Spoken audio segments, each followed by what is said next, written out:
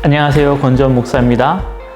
오늘은 에스겔에 대해서 살펴보도록 하겠습니다. 에스겔은 포로로 끌려가 예언했던 선지자입니다.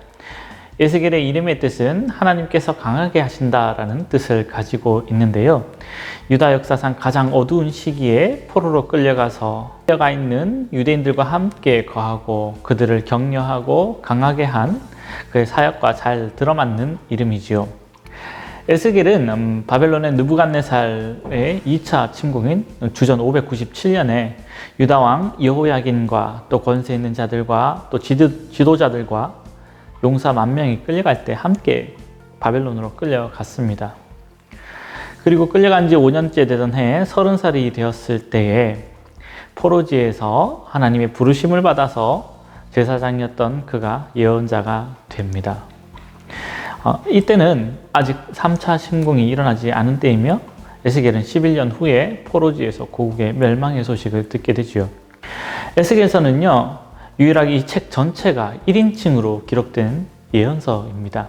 그렇기 때문에 에스겔의 개인적인 관점, 그러니까 개인적인 생각을 잘 들여볼 수 있는 독특한 장점이 있지요.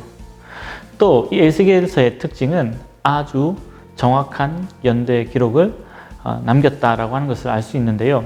13번에 걸쳐서 정확한 날짜와 연대를 기록하고 있고 또 주전 593년에 첫 말씀을 선포하고 570년 마지막 예언을 기록하고 있다는 것을 보여줍니다. 이 에스겔서는 크게 두 부분으로 나누어지는데요. 이는 예루살렘이 바벨론에 의해서 완전히 멸망되는 소식을 기점으로 나눠집니다. 예루살렘이 멸망하기 전에 에스겔은 유다의 불순종을 지적했고 또 예루살렘에 임한 심판의 경고를 주면서 회개를 촉구하죠. 평화와 축복을 외치는 거짓 선지자들을 따르지 말 것을 경고합니다. 그러나 예루살렘이 멸망한 후에 그의 예언의 메시지는 달라지게 됩니다. 바로 희망의 메시지를 전하는 것이죠. 백성들을 위로하고 평화와 축복의 메시지를 전달합니다. 또한 미래의 구원의 회복과 영광을 말하고 있습니다.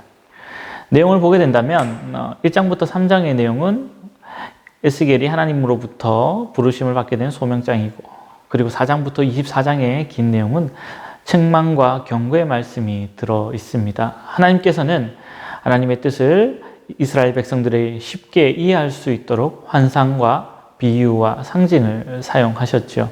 그리고 25장에서부터 32장의 내용을 보게 되면 하나님께서 예루살렘과 유다와 또 주변의 이방 국가들도 공평하게 심판하실 것을 예언하고 있습니다. 이후 33장에서부터 39장은 장래 주님께서 그들을 돌이키고 회복시킬 것을 예언하는 말씀이죠. 또 40장부터 48장 그 내용을 보게 되면 새 예루살렘 성전과 그 영광의 모습을 보여줍니다. 에스겔은 당시 포로 상황에 있는 이스라엘의 회복에 대한 하나님의 약속만 바라본 게 아니라 이 이후 신약시대의 교회의 아름다움도 보았다라는 것입니다. 세상에 영향을 주며 하나님의 영광을 드러내는 모습이 바로 이 40장부터 48장에 나타났다는 겁니다. 하나님께서는 에스겔에게 예루살렘 심판을 받을 만한 이유를 보여주고 싶으셨죠. 그래서 에스겔을 바벨론 땅에서부터 예루살렘으로 옮기시고 또 예루살렘 성전 안에서 어떠한 일이 일어나고 있는지 보여주셨습니다. 성전 안에 있는 우상이 가득한 것, 그리고 백성들이 그 우상을 섬기는 것까지 다 보여주셨죠. 그리고 하나님의 영이 성전에서부터 점점 올라가면서 마지막에는 성전을 떠나는 그 장면까지 하나님께서 보여주셨습니다. 이 내용이 8장에서부터 11장까지 내용인데요. 처음에는 하나님의 영광이 성전에 가득했지만 이 하나님의 영광이 성전을 떠나가는 것을 보여주고 있습니다. 그리고 성전에서 떠나서 동문으로 머물다가 다시 성읍에서 올라가 성읍 동쪽 산에 머무르게 되는 것, 그리고 여호와의 영이 떠나가는 모습을 점차 이동하는 것을 따라서 보여주고 있다는 것이죠.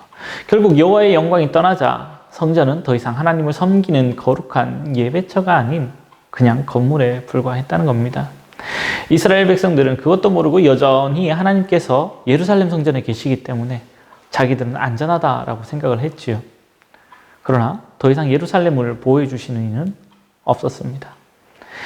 에스겔은 예루살렘이 결국 함락되고 성전이 파괴되었다라는 슬픈 소식을 듣게 됩니다. 훗날 하나님의 영광이 성전에 가득하기 위해 돌아오시지만 그 성전은 건물이 아닌 예수 그리스도로 말미암은 신약시대의 교회라는 것이죠. 하나님께서 약속하시기를 만일 죄 가운데 있다 할지라도 이스라엘이 악한 마음과 우상을 버리고 하나님께로 돌아온다면 모든 죄를 사해 주시고 그들에게 새 영과 부드러운 마음을 주어서 회복시켜 주시겠다라고 약속하십니다. 하나님이 떠난 곳에는 하나님의 심판밖에 남지 않습니다. 그러나 하나님께서 계신 곳, 하나님의 영광이 있는 곳은 하나님께서 다시 일으켜 세워주시고 또 하나님께서 회복해 주시는 놀라운 역사가 있음을 우리가 기억하기를 소망합니다.